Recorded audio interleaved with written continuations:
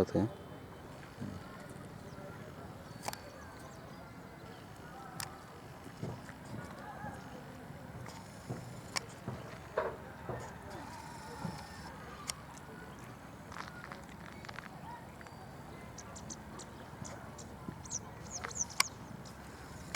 गडी ही गडी उंच होती रे, कमी झाले का? तेवढीच नाही, आहे. तेवढीच आहे ना अंकलची गडी. ती गडी कोणाची होती? काय राजपूत लोकांची. म्हणजे इथले काय ते किल्लेदार होते का? जुने. जुने.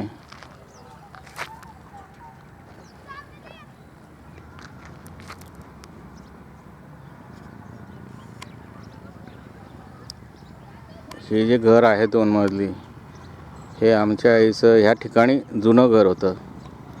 मातीच्या भिंती, मातीचं सत असं ते घर होतं. आता ते घर माझे मामा, लहान मामा प्रताप दशरथ रायरे यांच्या वाटेला आलं आहे आणि नंतर त्याने ते घर त्या ठिकाणी नवीन इमला बांधला आहे 2 मजली.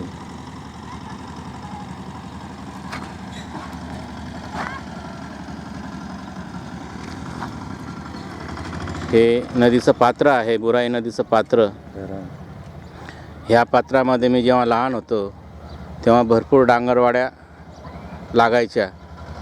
या नदीच्या पात्रामध्ये टरबूज, डांगर, खरबूज याची शेती व्हायची. आणि त्या काळामध्ये जेव्हा मी शिंदखेड्याला आलो तर माझे मामा प्रताप मामाबरोबर आंघोळीला वगैरे ह्या नदीपात्रात यायचो.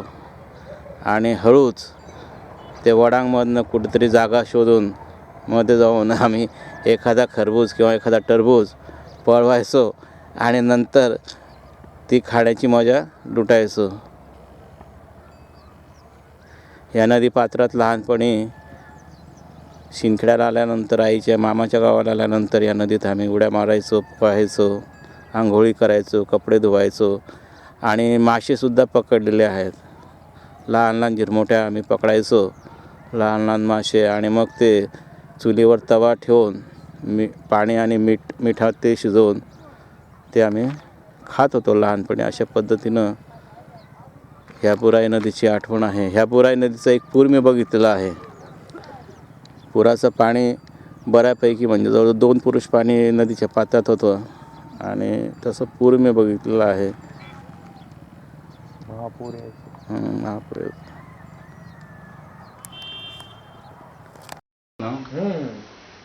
फोटोचं स्टँड कॅमेरा.